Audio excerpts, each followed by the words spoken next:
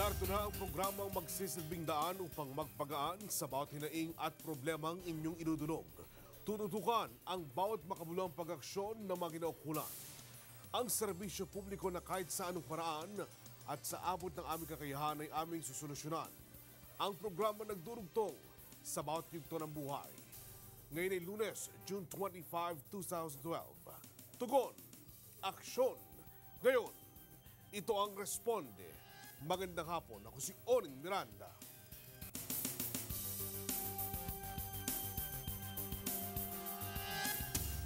Mga kaibigan, noong Nobyembre ng nakaraang taon ay natalaki natin ang problema sa Old Balara Health Center. Sa napakalaking populasyon kasi nito, meron naman silang napakaliit na health center. Hindi ho akma ang laki ng pasilidad para tugunan ang mga health problems ng mga nasasakupang residente ng Old Balara. Noon din po nakaraang taon, pinangakuan tayo ng lokal na pamahalaan ng Quezon City na agad ayusin ng lugar. Kaya naman naging kampante ang programa noon na ayos ng lahat. Pero nang muling bisitahin ng Responde lugar na ito, ay ito ang aming nadatnan.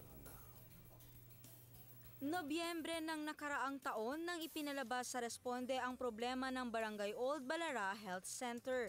Maliit, masikip, kulang sa mga kagamitan, walang maayos na laboratorio, kulang sa seguridad. Ganito kung ilarawan ng mga residente at maging ng mga health official ng barangay ang kanilang health center. Ang Barangay Old Balara kasi ay may mahigit 70,000 populasyon.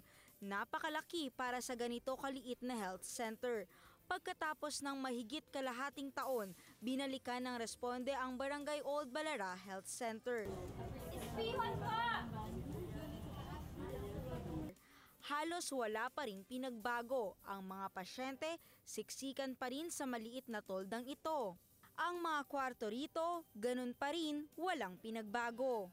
Halos pare-pareho ang daing ng mga residente ng Barangay Old Balara. Siyempre, kailangan ng mas malaki. Di ba pag maraming nagpapacheck up? Sana hindi mainit. Saka kailangan may bubong. Mahirap, masikip. Maghintay ka ng matagal, mainit. Siyempre, mainit. Pero waiting lang naman eh. Okay lang. Pero sa sobrang dami, hindi lang naman ako yung tao na naasikaso nila. Kaya okay lang. Gayunman, nagtitiyaga na lang sila dahil kahit ganito raw ang sitwasyon sa kanilang health center, ay maayos naman daw ang ibinibigay na serbisyo ng mga health official dito. Sa aming panayam kay Dr. Karen Gemma Alcid-C, ang medical officer ng Barangay Old Balara Health Center, sinabi nito na halos ganun pa rin ang problema ng kanilang health center. Yung health center natin, maliit, no? Kumpara doon sa population natin na kinikater na 75,000 plus na pasyente. Buti nga yung barangay, pinapahiram sa atin yung covered court. Pwede natin isilong doon yung mga pasyente natin, lalo ngayon na tag-ulan na, doon natin nilalagay at para hindi sila magkahawa-hawaan.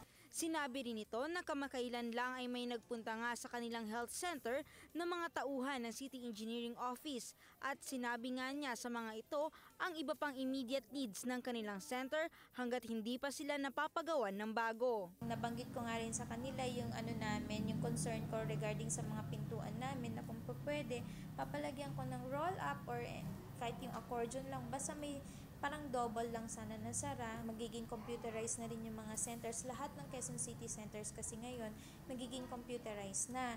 So, bago pa nilabas yan, dapat secured yung place. Sana yung budget namin dati sa grills, gamitin na lang na para sa bubong ng mga pasyente namin. Kasi just in case na hindi namin magamit yung covered court, at least hindi sila, secured sila, lalo ngayon tag-ulan na ulit, magtiis po muna sila. Kasi mukha namang inaayos naman talaga ng city government at inaantay lang natin talaga yung right na property na maibigay sa atin. Muli rin naming nakausap si Edgar Almoguera, ang attending nurse ng Barangay Old Balara.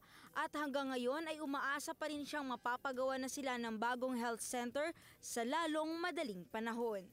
Wala pa rin pong pagbabago. Kung nakikita nyo naman, nagsisiksikan pa rin yung mga pasyente namin. At kung umuulan, basang-basa po dito. Naaawa po kami sa mga pasyente namin. Kaya po kami po ay naghahangad na sana ay mabigyan kami ng bagong health center. Ako sa Irene Quintana, ang inyong koresponde. Sa pagbabalik po ng Responde, alamin natin ang tugon ng lokal na pamahalaan ng Quezon City. Tutok lang mga kaibigan, magkabalik po ang Responde.